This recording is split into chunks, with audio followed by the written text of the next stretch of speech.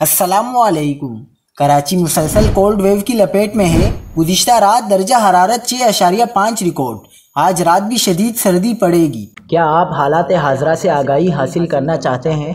खबर के पीछे छुपे असल हक़ाइक़ जानना चाहते हैं तो अभी सब्सक्राइब कीजिए जिलमिल पाकिस्तान को और साथ ही घंटी के निशान पर क्लिक कर दें।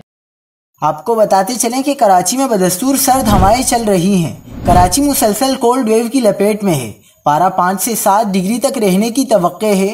मौसमियाती तज्ज़ियाकारों ने शहर कायद में कल से सर्दी में कमी का इम्कान जाहिर किया है।